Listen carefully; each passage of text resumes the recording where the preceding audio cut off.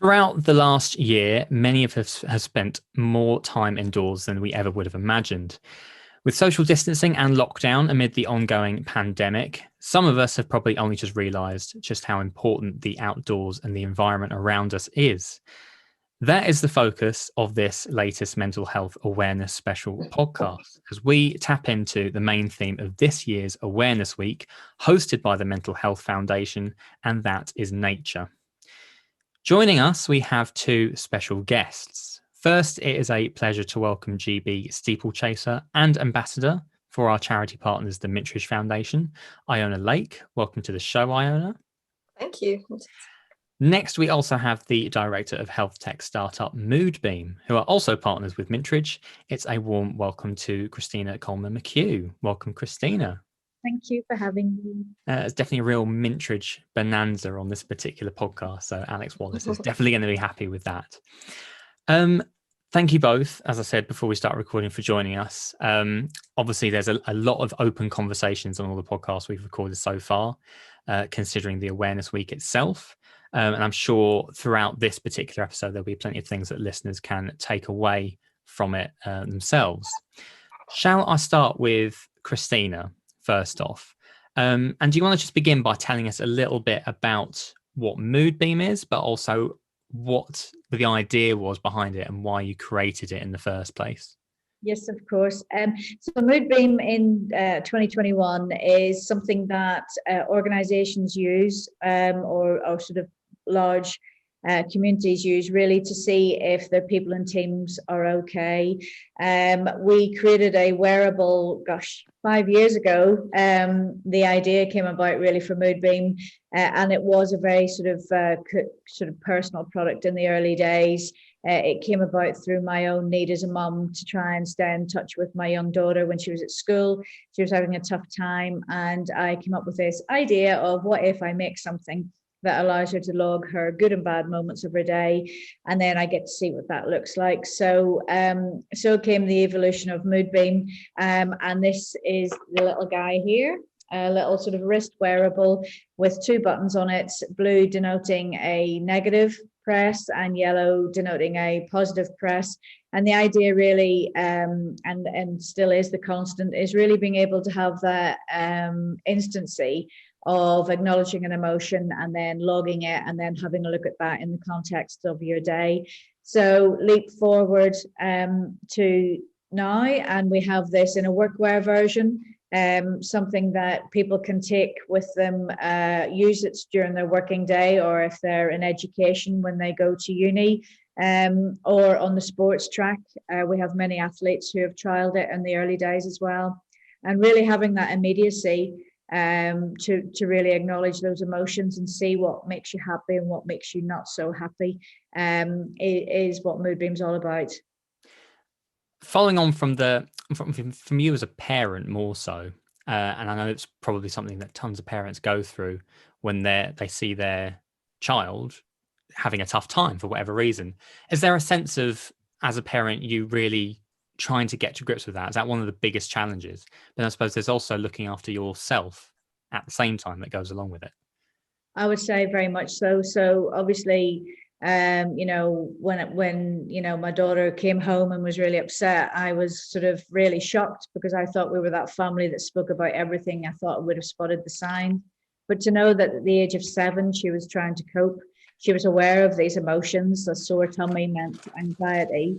And the fact that she really wanted to talk about it but didn't know where to begin was really the essence of why I think it needed to exist in the world. But then equally for me as a mum, I felt guilty, I felt awful. I was constantly on high alert.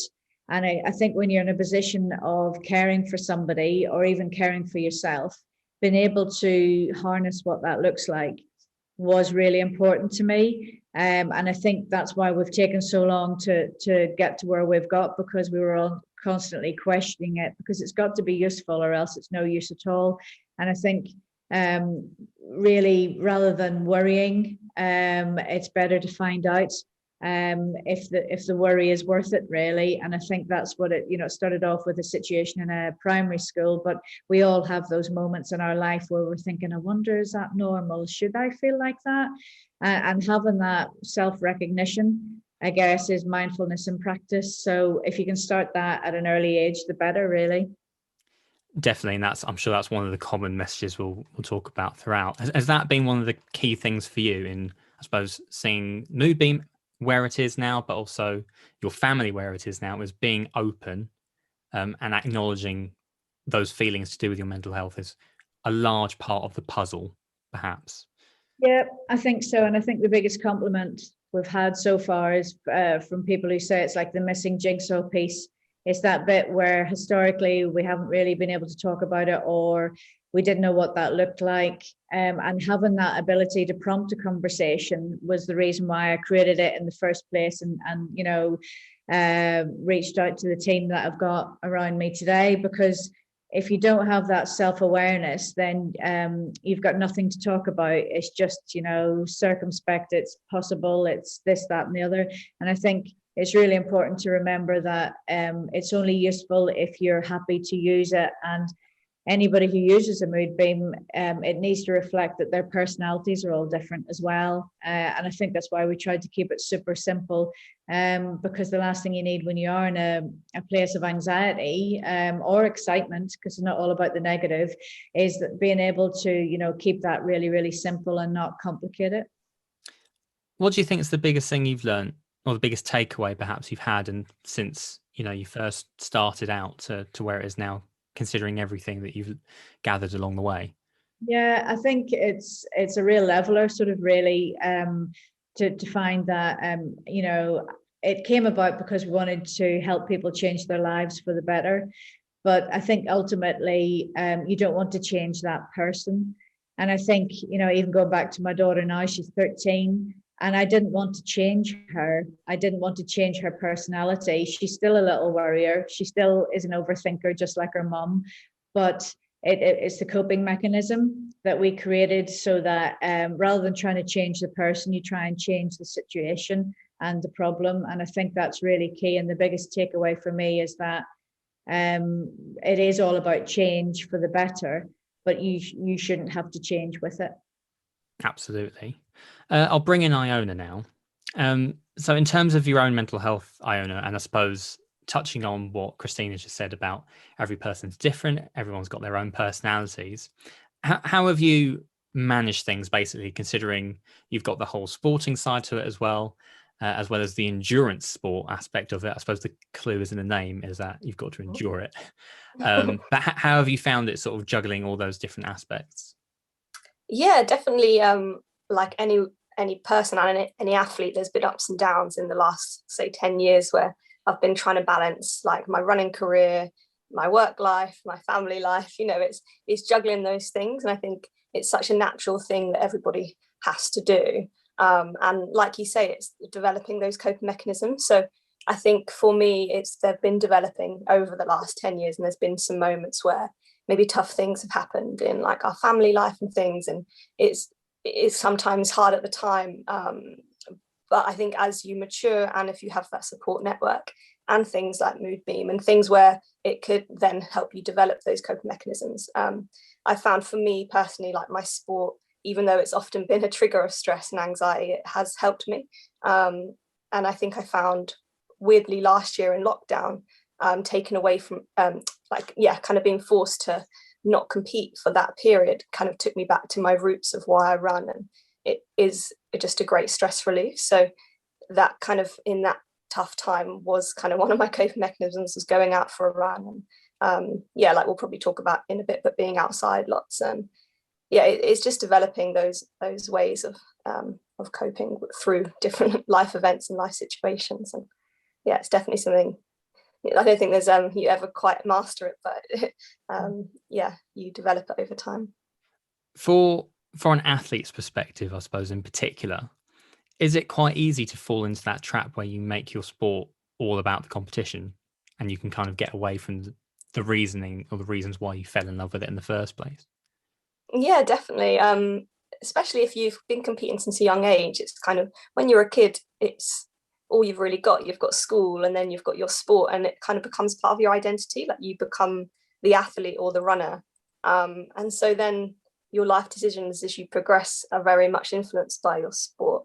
So it kind of, then if something goes wrong, say injury or illness, and you have a setback, it's then hard to kind of work out who you are outside of that. And I think that's part of like a growth of an athlete, usually in their 20s, as they realize there's a whole other world out there outside of sport. But yeah, it's just, yeah, developing. And I think for me, like the last 5 years, it's been constantly trying to chase qualification standards to like qualify for Commonwealths or the Olympics or Europeans. And I think if you let it can so easily become very stressful, and putting so much pressure on each race to try and achieve those qualifications. But I've definitely learned, especially since the Commonwealths, that if you put everything, like your whole happiness and your whole motivation on qualifying for like a particular event, that it actually isn't going to bring you that much fulfillment. So you have to make kind of the day-to-day process of getting there part of it needs to be fun, and it needs to be enjoyable. And yeah, that's what I've really learned, I think, the last few years, is to make my day-to-day running experience enjoyable and not just focus on the end goal, because it doesn't always bring you that fulfillment you think it will. I've kind of got two follow-ups to that. The first one, because I was going to ask about, was it 2016 where you effectively had nearly a year out because of injury? Yeah. Is that essentially what you're talking about, where you can have a setback like that and you kind of wonder what your identity is when you can't do what I suppose you're known for doing, or what you think you're known for doing? Yeah, definitely, because I just got back from studying in the States, so I'd been in this athlete bubble, I guess, throughout my whole university years. And when I was injured and I moved back home after America, it was kind of like everything fell apart a little bit, because I was hoping maybe I was even potentially going to stay out in the States and get a professional contract. And so that was kind of out of the question. And then there's no sponsorship opportunities if you're kind of injured. So you question where you fit in, I think, in the world, because I felt like I wanted to be have some purpose. I felt like I had skills to give, but at the same time I wanted to pursue my sport. So it was trying to get that balance of doing what I can to feel fulfilled outside of my sport, but also pursue my sport at the same time. How is that now in terms of sort of the balance between you, the person, and you, the athlete, as well? Because I think of, say, Lizzie Simmons, also of nutrition. She speaks really well on it, doesn't she, about the whole identity and the self-worth, and how once she retired, she kind of lost who she was a little bit. And has that helped as well, just, I suppose, discovering who you are away from the competitive side, or away from the sporting side of things as well? Yeah, definitely. I think it's going back to kind of working out what, obviously sometimes you don't have to work it out, you kind of know what you're interested in outside of sport. Sometimes it's just giving those a little bit more attention, and maybe developing those ideas of what you could want to do post sport, like after retirement, and getting those connections in place, and really just giving it a bit more thought.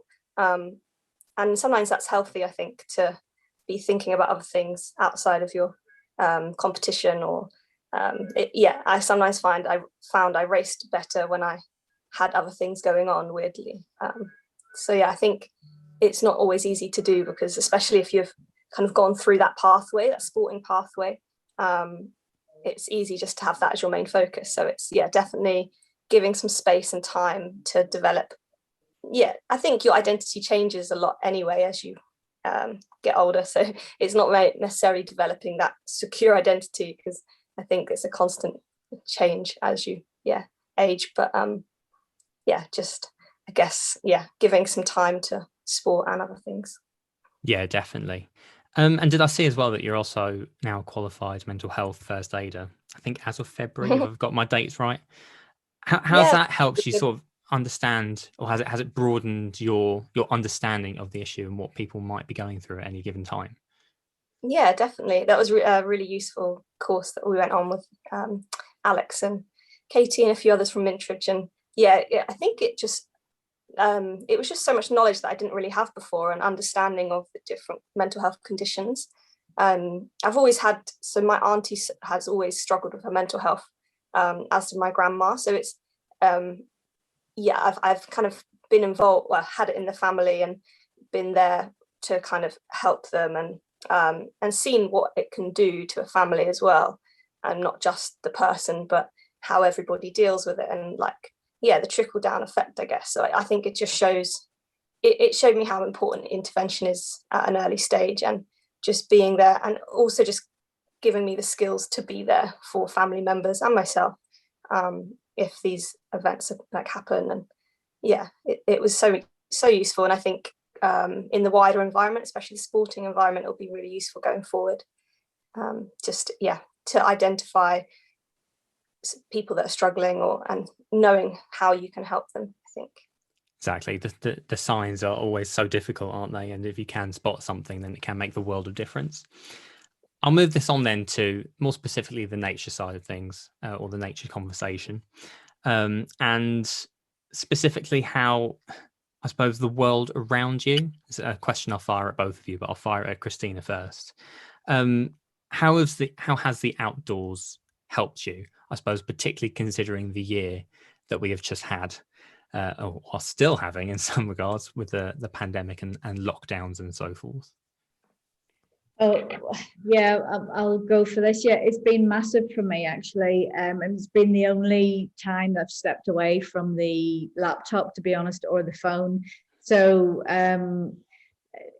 you know, and I have sort of talked about this as well, but my mother went through COVID pretty much at the start last year, and at the same time I'm trying to homeschool young children, and a husband who's off on furlough, and still help run Moodbeam. And if I hadn't had that opportunity to walk the dog twice a day, I don't know how I would have coped, quite frankly, because there's nothing more leveling than nature, because it shows you that no matter what's happening, life goes on. And as sad as that sort of tale sounds, it actually was a huge opportunity for me to reconnect with myself, reconnect with my family, because before that I would have been traveling or flying off somewhere or missing out on precious time with my kids. And although things were unfolding sort of in Northern Ireland for me, and I was having to conduct everything initially over the phone or FaceTime, having those walks, because I'm very lucky to live in the Wolds in Yorkshire, so I have a loop walk, as I talk about it. Having that 40 minutes to myself was the perfect excuse to just switch off. And I think, it's so important to remember that there are bad things happening, and bad things do happen throughout your lifetime. And obviously it's been like so intense for everybody, but to be able to have those moments where you do step away from the laptop, or you do go for a walk and you see wildlife that you don't normally see because the roads are usually really busy, is utterly brilliant. And I think it makes total sense to have nature as the topic this year, because there's probably so many people from 7 to 77 who, when was the last time that you saw, I don't know, a bunny sitting in your garden? When was the last time you sat in your garden? All of those sort of things. And I think it's been a real leveler in a great respect. And although tech and the digital world has brought everybody close when they can't be physically close, nature is the one that sort of everybody reaches out for. Iona, I imagine that's much the same for you as well. I've always kind of loved nature and the outdoors, and I studied zoology at university, so I've always been like wanting to learn about insects, and I was one of those kids who was just into bugs and stuff. But I think that love really blossomed in lockdown, which I know I was very lucky and very fortunate to have outdoor space to kind of be in, and a lot of people weren't in that situation. But I think for everybody, we can agree that how important it is for us to kind of spend time outdoors, really where us as a species belong. Like I always think this, our brains haven't really changed much since we were part of the natural world, not kind of separated. So I think those reward circuits are still there, evolutionary, that we are meant to kind of be foraging and be interested in the plants and hunting animals. And we're kind of meant to be really, those senses kind of, when they're triggered, I think it's so rewarding for our brains because it's very natural for us. So yeah, I think it's, for me personally, yeah, just slowed everything down last April, and having that time just to be outside in the garden and learning about nature again, because I think even if we're interested in it, we often just don't have the time to do it because we're so busy in our in our lives and the 21st century. But I think it was nice in a way to reconnect and have that kind of time to slow down and appreciate it again. Absolutely. And I mean, research from the Mental Health Foundation, it's no coincidence that this is the theme this year, considering what the last year has been, but their research found that 45% had reported that being in green spaces had been vital for their mental health, which I think kind of sums up exactly what we mentioned about how important nature and the environment can be. Certainly, even speaking from my own experience, and I'm not an athlete in any way, shape or form, let's just put that out there first, but I really like running, but I like running because it gets me out. I don't do it for the times, so to speak. I don't do it for the races. I do it because I get to see things that aren't my own front doorstep. So that's something I think probably a lot of people can relate to. And even going to parks and things, and there's so many more people out running or out with their families than there were before, certainly from my own eyes. Christina, I'll come to you for this one again. Do we think that maybe before the pandemic, did we all get away from nature and maybe fall into the trap of just getting lost in our own calendars a little bit, be it meetings, work, burning out, I suppose, in some cases? And like you say, maybe this could be a good leveler for a lot of people, despite all the awfulness that has obviously happened. Yeah, definitely. I think being deprived of your liberties, which really, obviously compared to, loss of life and severe illness isn't anything in comparison, but really being told that you can only go for a walk 20 minutes a day, or being told that you can't actually get in your car or you can't do these things. Initially, people were a bit like, well, I don't know what to do. I think we're all too busy doing the do that we don't actually stop and think, actually, this is really bad for my health.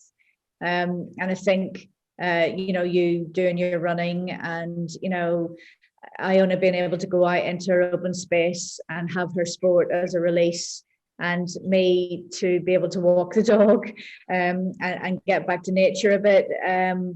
You feel a little bit foolish now saying that those aren't part of your normal life anyway, because they should be there. And I don't know who we're trying to impress all those years beforehand, but certainly that doesn't impress me anymore. I'm busy being busy. I've got this amount of work to do or that. It's just like, that doesn't matter anymore. You do what you have to do, but you have to look after yourself. And I think some of the most authentic conversations I've had this past year probably never would have happened, because there's always this fantastic approach to everything that, over Zoom, you're more forgiving, like me having to plug my laptop in, or, the Amazon deliveries here for the 10th time today, can't think who ordered that. All those sort of conversations have been really good icebreakers, whereas normally we try and go in all polished and nobody ever gets to know the real person. So I actually think that it's been a real blessing in disguise, and the relationships, because, with Moodbeam, we've never been about the silverware or, money making. It's always been about the impact. And I think the relationships that we were building up over 4 or 5 years are what's brought us to this point now, because it is all about relationships, because without that, you don't have the trust, you don't have the integrity, and it's all a bit fake. Is that, because I know that you have to depart in a moment, but is that, again, one of the big takeaways, I suppose, is prioritizing the relationships with people rather than the relationships with our jobs, as one example, or just material things, like you say? It's everything. The reason I'm having to depart in a minute is because I move my calendar around my kids now, rather than moving my work calendar or them around my work calendar. It's the opposite. It's now a case of, no after school for you. I'm not ashamed to say, I never have been apologetic that I'm a mum as well as a business owner, and if you don't like it, well, then that's your problem, not mine. And it's very much having an understanding team and having that relationship, so that they feel that they can do it too. Oh, I want to break off to do this today, I wanted to break off to do that. So rather than sort of putting the people that you love second, work has to come second, and work has to be a different type of work. And it certainly seems that a lot of employers have realised that themselves as well, and are making that switch around to accommodate their employees anyway. So that's always good to see. And likewise, I can speak from experience with my cat regularly interrupting my calls and meetings with my reporters and the rest of my colleagues. So I think we've all probably got our own individual stories of Zoom call disasters and so on, or the mute button obviously being on at various stages. Absolutely. Thank you, Christina. Because like I say, I know you have to, a busy day ahead. But in terms of if anyone wanted to find out more about Moodbeam, where can they go rather to find out? Yeah, it would be lovely to have a chat with anybody, really. We're online at moodbeam.co.uk or moodbeam.com, or we're on social media at Moodbeam Life. Or if anybody wants to link up through yourselves or Alex at Mintridge, equally we've got that connection, or LinkedIn. But yeah, it's all about relationships and taking time for the right people. So yeah, that would be brilliant. Thank you. Absolutely.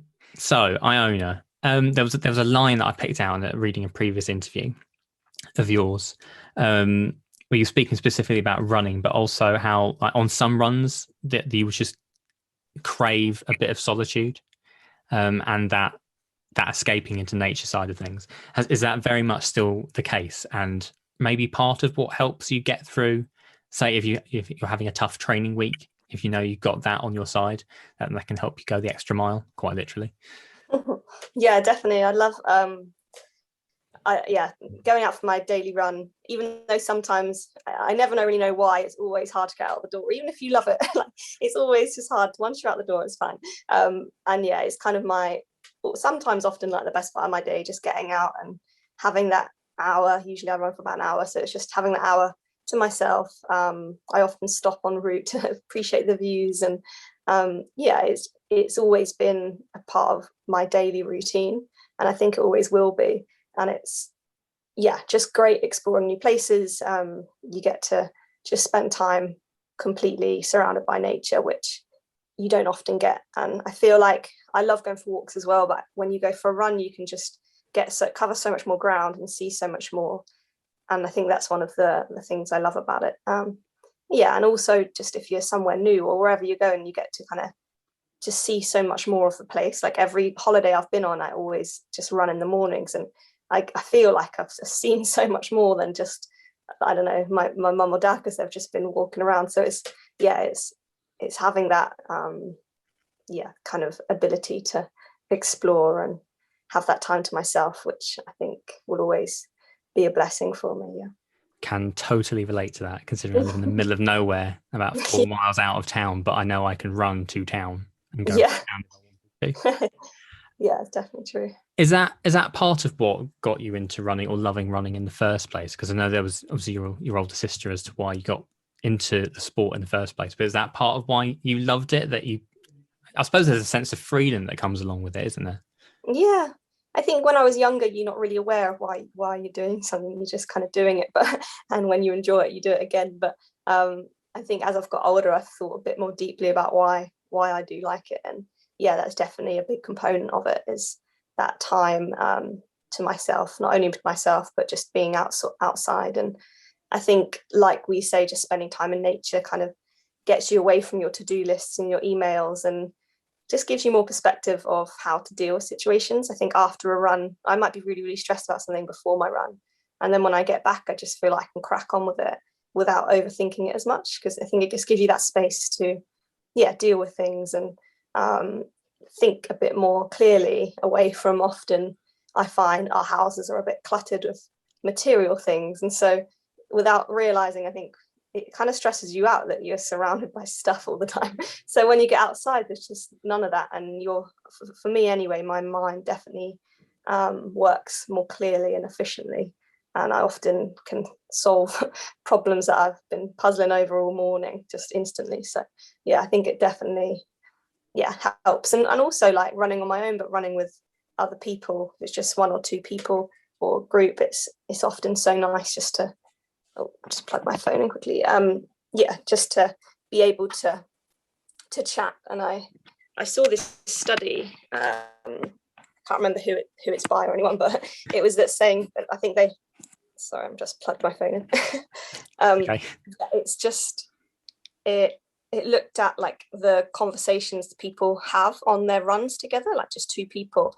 And it showed that they open up so much more and talk about such deeper topics than they would if you were like meeting for a coffee. And they think it's because you're not looking at each other, you're not facing each other directly. You're kind of running side by side and moving forward. And that for some reason want people open up more to each other and talk about, get to know each other a lot better on an hour run than they would an hour coffee. So yeah, I found that really interesting. But I think that's part of why I like to run by myself, but sometimes run with people as well. I say that's really interesting because it's not something I'd ever really considered. Just, how easy it might, or how easier it might be to open up about topics on a run. Mm-hmm. I always find when I've run with people, like when I was at university in a team or whatever, just on the run, it was just a time probably to vent a bit to your friends about your day, and then they'll give their input. And I don't know what it is about that. It is about the momentum, I think, of the kind of constant momentum of hitting the ground and moving forward. It definitely for some reason helps. That way. Is it even in the days of park run, which obviously haven't been able to happen since the start of the pandemic, but that's what I did every Saturday is do the park run at 9 o'clock. And even just to start off your own weekend, like you say, it's something about running with other people just helps clear your head. Mm-hmm. And then for whatever you've got planned on that weekend, it just seems to come so much more naturally. So I say it's just so many benefits to it, like you say, particularly when you're running with other people. Yeah, 100%. Yeah, so beneficial in many ways. Yeah. And even if you are like getting bogged down, if you're a competitive runner, if you're getting bogged down by the competition or the stresses of that, I think it's sometimes really refreshing and great just to strip it down and just run freely. Maybe sometimes don't wear a watch. I often go without a watch on and just think, well, I've got to run for roughly an hour. I know a rough hour route. I'm just going to go and not look at my watch. And sometimes that's really refreshing as well. It kind of formulates into my next question, really, because you mentioned before about sort of the material stuff that can be around your home and how we can get lost in so many things. And so often I kind of bring that conversation back to social media. Mm-hmm. It feels natural, and because it's become such a huge part of our lives, essentially, and it can be quite a challenge to not tear yourself away, but just give yourself a break from that noise because it's constant. A bit like rolling news, and sometimes you just need to take a step back. Is that something you found where you kind of have to be a little bit disciplined with yourself to take that step back from the noise? But also hearing you talk about the watch, saying this is someone with a Fitbit on my wrist right now, not tracking every aspect of your life and just being a little bit free from devices and things like that.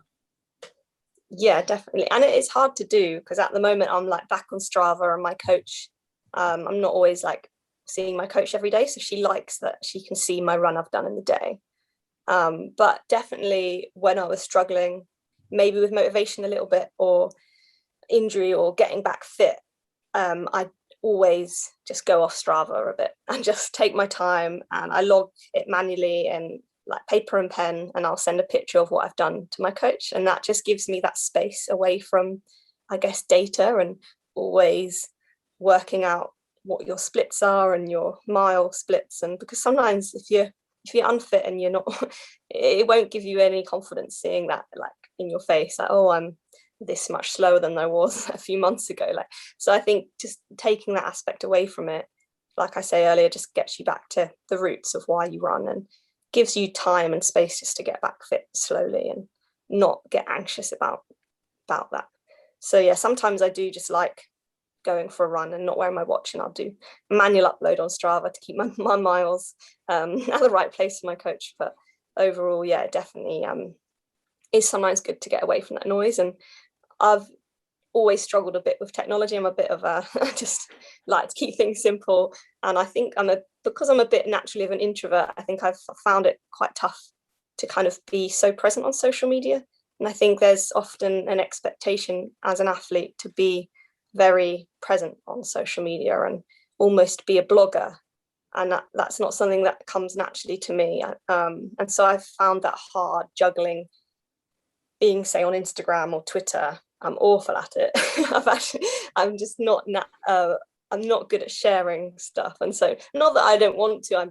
I'll overthink what I post, and then I'll get anxious that when I post something. And I realized for me it wasn't actually bringing me that much positive things, and probably more negative. So I've actually got rid of my Instagram for a while, and I might bring it back, but I'm enjoying a break, to be honest.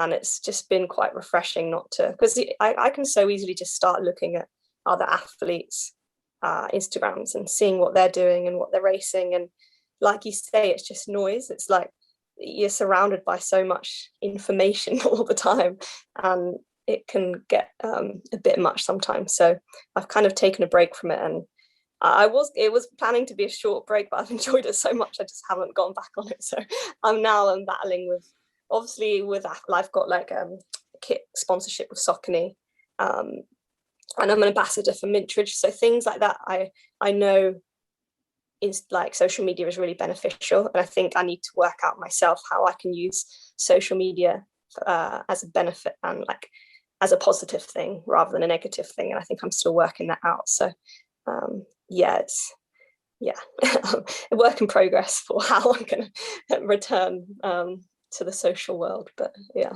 I'm sure it will happen at some point. Well, and speaking as someone who decided to come off Facebook, I get that again. Yeah. Because like I say, the noise can be quite a lot. I don't know if you get this as well, but I mean, we've got one episode that's very much on social media, so we talked a lot about it already, but that pressure to be on it, do you get that in some sense, even though I suppose you as a person actually thinks, you know what, I don't need this.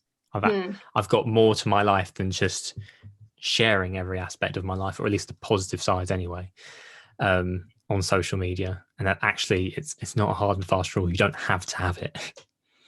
Yeah, I think that was a realization. I was like, why am I posting like what run I did today? Like, is it benefiting anybody? And sometimes I can see that maybe it is motivational. And I think I want to, if I do go back on social media, I want to work out how it'll benefit other people maybe as well, and not just post just about myself all the time. I think I'm a bit of a pessimist sometimes. Obviously, people like when I've seen other people's social media posts of them like smashing a session or something, it does then motivate me, and I think, right, I'm going to go and do my run. So I definitely can see how just sharing the positive things you're doing can help others. So I think it's just, I think it comes naturally more to some people to be better at posting than others, but I think everyone struggles a little bit with that pressure to feel they have to. And obviously many athletes do have to, because it's part of being an athlete is trying to work out how to fund it. And a lot of people are reliant on sponsorships from companies and even getting, like I get kit, but people get food and technologies and things that will aid their sport. And so social media is really great in being a platform for that and allowing them to be kind of a full-time athlete when maybe the funding isn't there from their national governing body. So it's working out if you want to kind of be that kind of athlete where you you're kind of advertising many things to allow you to live that lifestyle. So I think because I wasn't getting that much sponsorship from my social media, I realized for me personally it wasn't a huge thing if I got rid of it for a while, but a lot of people can't do that. So Yeah, I think it's very much a personal choice a lot of the time, isn't it? It's same as what we talked before about everyone's got different personality, different things work for different people, and for some, being off it is the better way, quite simply. So no, I think I'm always an advocate for people working out what works best for them, pretty much. On that note, then, do we think that, I suppose, again, going back to the last year, and we've all had to essentially live virtual lives to some degree, be it through Zoom like this or WhatsApp, I suppose is another one in my case. And I feel there was a point maybe where people just became so entrenched in this virtual world that actually they needed to take a step back, like we said. Has there been a rediscovery, really, of what is out there rather than what's indoors, do you think? Yeah, I definitely think that sometimes, like I said earlier, information overload is a real thing, and the fact we've got Google at our fingertips and we can know anything we want to know at an instant, and sometimes it's quite overwhelming for our brains because we definitely aren't, I don't think, wired up to have that much information available to us. And this, we can know about anything, like absolutely anything we want to know about we can. And sometimes I get overwhelmed about, I want to do this, I want to learn this, I need to practice my guitar more, I need to do this more. And there's so many things like you want to do more of, and sometimes I think taking a step back and simplifying your life is so beneficial. So I think for me, I've realized I've like really thought about what is it that is really important to me, and I need to give those some time, and also just what makes you feel good. Like if going for a run or playing guitar makes you feel good, then do those things more, and don't feel like you have to do other things that you don't necessarily want to do if it doesn't make you feel good. So I think it's stripping back your life, trying to strip it back a bit and simplifying it, and spending more time outdoors because it's where we're really meant to be. And it is hard to find free time as often if you're working 9 to 5 like a lot of people do. It's that little free time that you have, it's working out what brings you most happiness and how you should kind of spend those hours. I think for me, just I know I'm happiest when I'm outdoors and doing something outdoors, so that's what I try and do the most. Exactly. Is that essentially factored into your day? I don't know whether it goes as far as sort of scheduling it in, but just making sure that you do have that time for yourself first and foremost. Mm-hmm. I think, I'm lucky that my sport is all outdoors really, apart from my gym work. So that is it's not some people don't have the opportunity to be like, right, I have to go for my run. It's kind of a choice for them, or people might think, especially I feel like if you're a new mum or really, really busy at work, people might view going as a run as you don't have to do that. But I think it needs to change as we actually do need time by ourselves no matter what lifestyle you're living. And going for a run for me is that, and for many people. So I'm lucky that it's part of my sport, and I can be like, I have to go for my run, so you can't be angry at me. So that's for me always part of my day. But I've recently really got into growing my own food. So I'm like, last lockdown, it kind of got me really interested in it, just having that time to learn about, I guess allotment growing. I haven't got an allotment, just got the garden. But so that for me, I'm a bit behind this year because of the weather and being a bit more busy than last year. But it's having that connection, I think, as well, to growing your own food.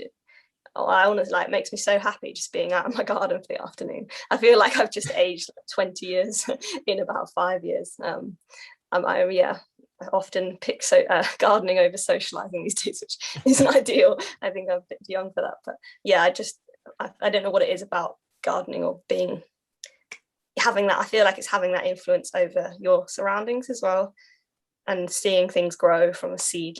It just makes you realize how amazing nature is. And I think that is something that many people found over lockdown, how I think seed sales went through the roof, and loads of websites had to shut down because they couldn't keep up with supply. So I think it's not just a realization I've had how good gardening is for your mental health, but I think so many people had.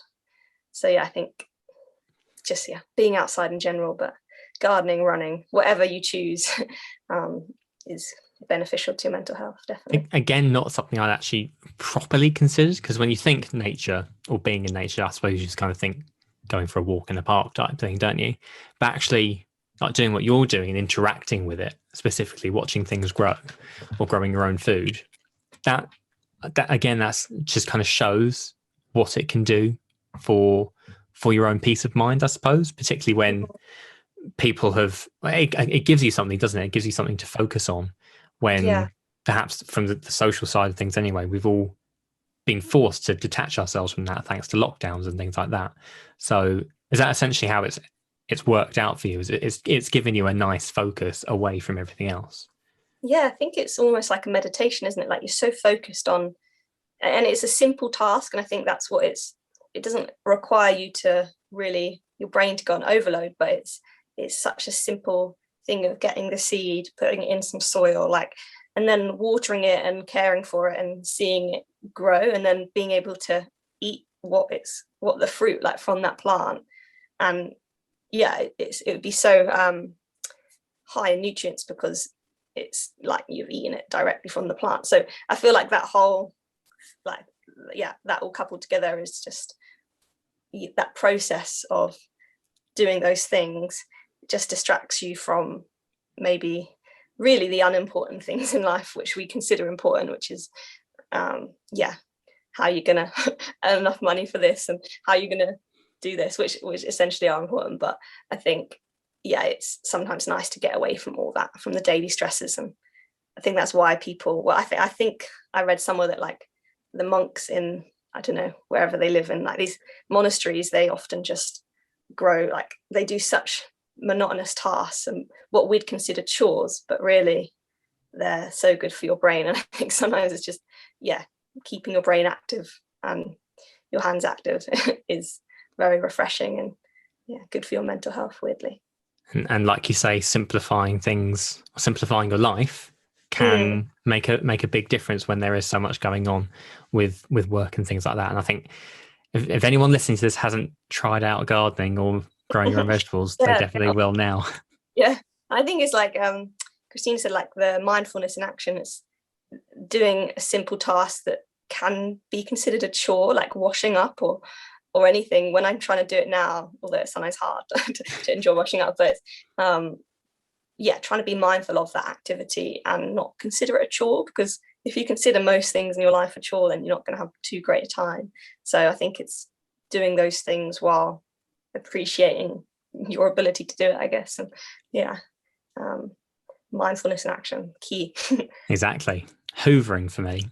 Yeah. It's really therapeutic for some reason. Yeah, I really like washing up. I always choose to wash up over cooking. If they're like, oh, it's your night on cooking, I'll be like, can I just wash up instead? Not great at cooking, but work in progress. Good person to invite round at dinner parties, though. Yeah, happily when watch those up. get back to happening. My last kind of rounded off question or topic really is in terms of sort of top tips for looking after yourself, or firstly looking after yourself, but also looking out for others, because like you said before, being able to spot some of the signs. Should we start with looking after yourself first? And as you've mentioned some great things that you're doing that you've used to help yourself.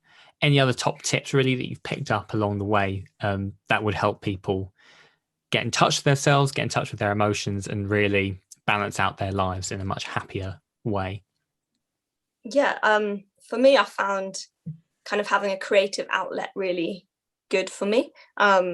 So some people, it may be music or art, or I've never been great at drawing. So this, I've recently tried, it's called macrame, like it's like the art of tying knots. So you get, it's just like knot making things. But anyway, that for me, having a creative outlet for something has been really beneficial and really enjoyable in the evenings, just to, instead of maybe turning on the favorite Netflix, I feel like I'll get a lot more fulfillment, and like you just feel good after you've made something yourself.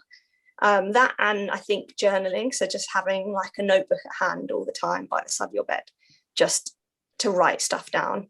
Sometimes you've got all these thoughts in your head, and just to splurge them all out on paper. And I often write it in like, I'll be like, I'm feeling like this today, and then I'll kind of work out why I'm feeling like that, and I'll be like, I think it's maybe because this has happened and this has happened, and then I'll be like, and what can I do to kind of help this? And then just getting it all on paper and getting it out really helps you to work out like actual practical steps of how you can, why you're feeling like that firstly, and then secondly how you can help improve that emotion. So yeah, that, I guess those two things for me really help. Great bits of advice. And then in terms of helping others, because we've often said it, if you've never been in that position, you can see someone is struggling, knowing what to say at that time can be one of the hardest things, can't it?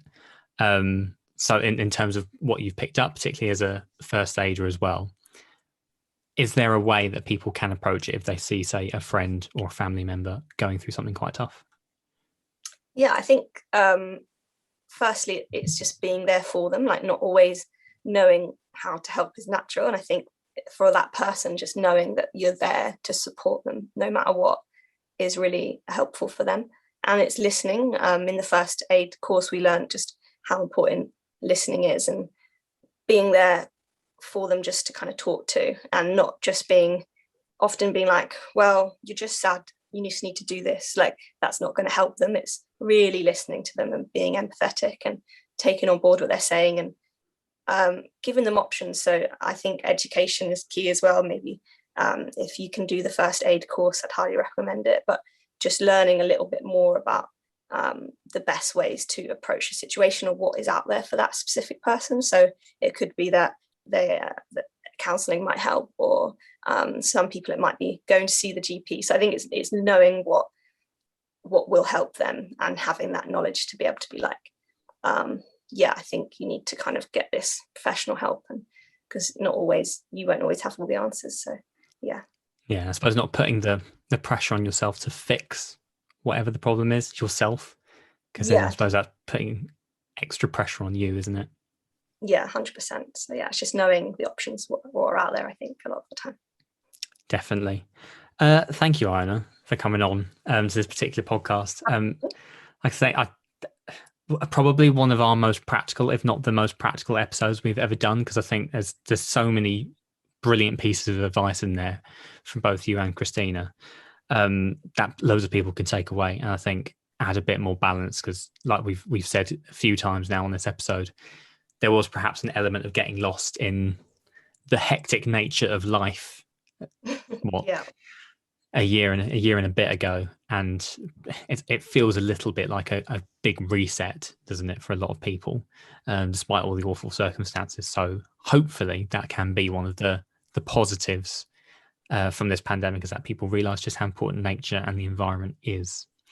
I should say before I wrap this episode up that, as I mentioned before, links to the Moodbeam website will be in the show notes, as are links to the Mental Health Foundation. If you want to find out more resources and things like that about Mental Health Awareness Week, you can. And we've also got contact details, links to any support services should you need them, in the show notes as well. Big thank you as well to Alex, who we've name checked a couple of times on this podcast, from Mintridge, for all the help, of course, setting up this episode and all the other episodes with it. And that leaves me to say thank you, Iona, for coming on once again, and like I say, providing such huge help for, I'm sure, a lot of people who will be listening to this. And it's always a big, brave topic to open up about, is mental health. So I always have huge kudos for anyone who does that. So thank you so much. Yeah, thank you so much for having me on. It's been great to have a chat with you guys.